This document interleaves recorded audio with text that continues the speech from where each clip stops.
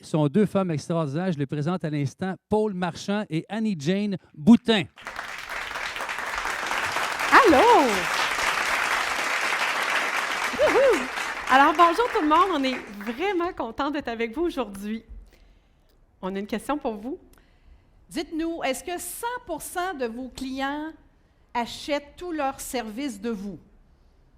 Est-ce que 100 de vos clients vous confient tous leurs besoins auxquels vous pouvez répondre? Est-ce que tous vos clients, 100 adorent travailler avec vous? Est-ce que 100 de vos clients parlent de vous positivement dans leur réseau? Si oui, bravo, vous n'avez pas besoin de nous. Sinon, bien, on peut vous aider. Alors, Annie, comment on fait pour avoir des clients? D'abord, vrai ou faux, dites-nous. Plus vous êtes compétent dans votre domaine, plus vos clients sont satisfaits. Qui dit vrai? Qui dit faux? OK, donc, effectivement, c'est faux, bravo. Alors, Annie, comment on fait pour avoir des clients satisfaits? On va regarder ça ensemble. En fait, l'idée, c'est que si vous travaillez en cabinet ou encore dans une organisation, ou même encore à votre compte, que vous ayez des clients externes ou internes, puis que vous vendiez des services, des produits, des idées, des solutions, qu'est-ce qui fait que vous allez avoir du succès? Bien, selon la thèse de doctorat de Liette Mona, qui a fait son étude sur la satisfaction des clients, et Liette est notre mentor, 50 de la satisfaction des clients dépend de l'exécution efficace de votre travail. C'est ce qu'on a appelé le rouge. Le rouge, c'est votre savoir-faire, c'est votre expertise, c'est ce qui fait de vous un expert. Maintenant, quand vous livrez du rouge efficacement, quelque chose de tangible, vous livrez un service de qualité, un résultat de qualité qui répond aux besoins du client dans ses délais et dans le budget, ou selon vos honoraires, selon ce que vous faites dans la vie. Alors ça, c'est tangible, c'est mesurable. Vous êtes sûrement le meilleur et la meilleure dans ce que vous faites. Maintenant, ça, le client ne le sait pas. Il y a d'autres gens qui peuvent répondre aussi bien à leurs besoins.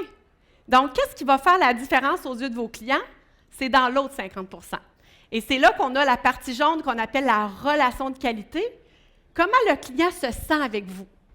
Et l'autre partie qu'on appelle la contribution proactive, le vert. Donc, ces deux éléments-là forment les habiletés relationnelles et stratégiques. Et nous, c'est ce qu'on vous enseigne. On vous enseigne comment faire ça parce que c'est ça qui fait la différence aux yeux de vos clients. Puis c'est la même dynamique au sein de votre organisation. S'il y a un nouveau projet à mettre en place, puis qui doit être confié à une personne, ce projet-là, à expertise puis à expérience comparable, à qui on va vouloir le confier, ce projet-là? À une personne qui va être agréable, une personne avec qui la chimie va être bonne, quelqu'un qui va être proactif, engagé, positif. Donc, c'est la même chose. Donc, vous pensez sûrement que vous êtes le meilleur et la meilleure dans ce que vous faites. Maintenant, c'est là qu'on peut vous démarquer. En plus de ça, 90 des insatisfactions des clients prennent racine dans le volet relationnel. Êtes-vous surpris? 90 des insatisfactions reposent sur comment le client se sent avec vous. Le client ne vous dira jamais « Paul, j'ai l'impression que tu ne m'aimes plus comme avant. Tu n'as pas de temps pour moi. » Voyons, les gens ne vont jamais vouloir embarquer là-dedans, ils ne vont pas vouloir embarquer dans l'émotion. Donc, ils vont mettre ça sur le dos de quelque chose de tangible. D'ailleurs, c'est quoi la plainte favorite des clients? c'est les honoraires ou c'est le budget. C'est facile de blâmer ça là-dessus parce que c'est tangible. Maintenant, c'est rarement la vraie raison. Parce que quand le client n'est pas content de votre jaune et de votre vert, qu'il ne se sent pas à l'aise ou satisfait, il va doucement s'en aller ailleurs. Et c'est la façon qu'il va parler de vous qui va être le plus dommageable. C'est la façon qu'il va parler de vous dans son réseau. Il va dire, il est bon, il est peut-être même le meilleur au Québec puis le meilleur au pays, mais il n'est pas parlable. Donc, les habiletés relationnelles et stratégiques, il faut s'en occuper. C'est assez clair? C'est clair. Alors, dans quel contexte on s'occupe de ça, nos habiletés relationnelles et stratégiques? dans le contexte du développement d'une relation d'affaires. Évidemment, ce n'est pas tout le monde qui est impliqué dans toutes ces étapes-là. Il reste que pour développer des relations d'affaires, quelque part, on doit passer à travers chacune de ces étapes. La première étape, c'est le réseautage. Comment on fait ça, du réseautage efficace? Vous êtes en contexte de réseautage ici. Vous rencontrez plein de monde aujourd'hui. Alors, comment on fait ça? Des contacts, des bons contacts, des contacts chaleureux. Comment on connecte avec les gens? Bien ça s'apprend. C'est sûr qu'Annie Jane et moi, si on s'en va quelque part dans un événement d'affaires, on est dans une organisation ou un cabinet, on s'en va dans un événement d'affaires, puis on passe notre soirée à prendre un petit coup, les deux collègues, en arrière d'une plante verte en plastique, bien, ça ne donne pas beaucoup de résultats de réseautage, c'est bien évident. Pourtant, on les voit, ces gens-là, qui arrivent en gang de bureau, comme on dit, puis qui placotent toute la soirée, puis qui mettent leur placotage à date. Alors, ce n'est pas ça, faire du réseautage. Ça prend des objectifs et il faut savoir comment se comporter et il faut savoir quoi dire. Comment on quitte quelqu'un à la fin de 5 minutes de conversation? En fait, comment on quitte quelqu'un élégamment? Ah, c'est sûr, je peux dire, excuse-moi, il faut que j'aille à la toilette. Il reste que ce n'est pas la meilleure façon de faire.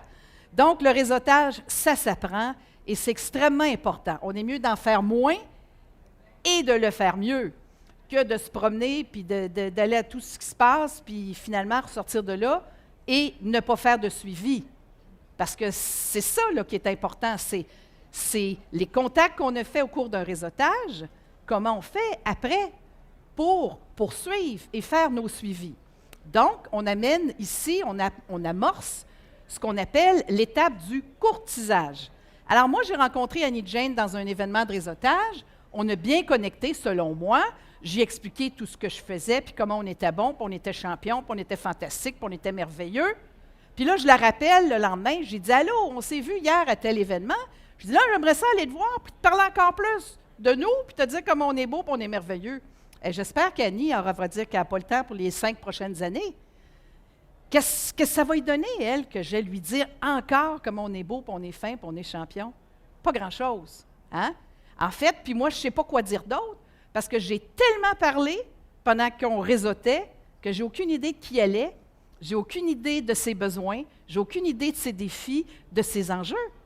Alors, je suis obligée de parler de moi, puis de faire une présentation de mon entreprise, puis je me sens mal de faire ça. J'ai l'impression de me vanter, puis j'ai raison. Alors donc, ce n'est pas ça le courtisage. Le courtisage, c'est comment m'approcher encore plus d'Annie Jane, qui est un client potentiel ou un contact intéressant que je veux garder.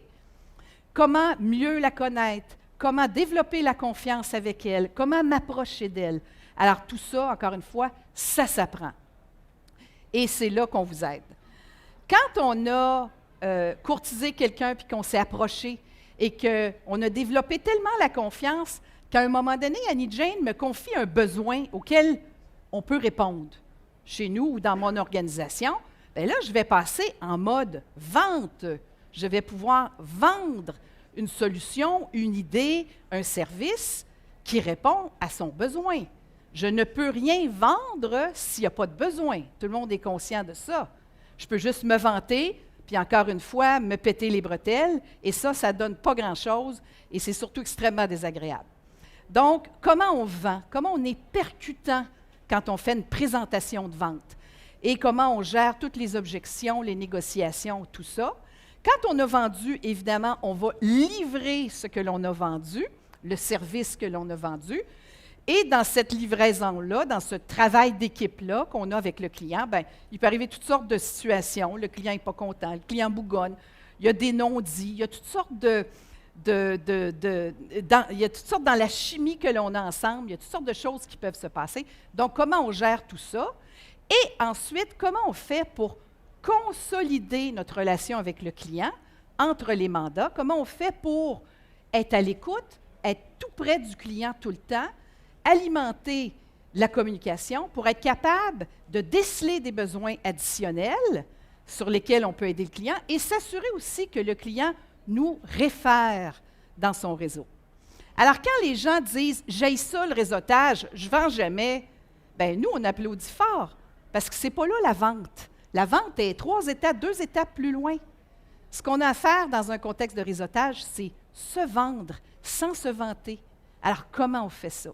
Et quand les gens disent « j'haïs ça, le réseautage, je ne sais jamais quoi dire », bien, ça tombe bien, on applaudit, puis on dit « tais-toi, fais parler, démontre de l'intérêt, cherche à connaître, à comprendre. » C'est comme ça que tu vas connecter, et c'est comme ça aussi que tu vas colliger de l'information intéressante pour après être capable de décider comment tu veux courtiser, puis si tu veux continuer de courtiser ce contact ou ce client potentiel. Voilà. Wow!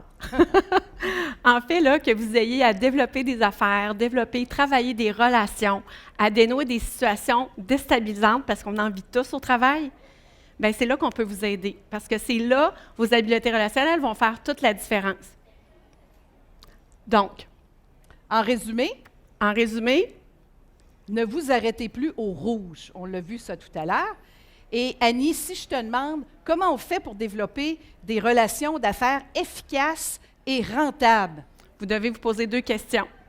La première, c'est qu'est-ce que j'ai fait aujourd'hui pour faire dire « wow » à mes clients ou à mes collègues? Et ma deuxième question, qu'est-ce que j'ai l'intention de faire aujourd'hui ou cette semaine pour faire dire « wow » à mes clients ou mes collègues?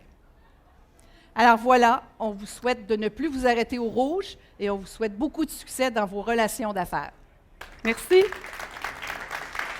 On vous invite à venir nous voir au kiosque pour qu'on puisse en échanger. Ça va nous faire plaisir.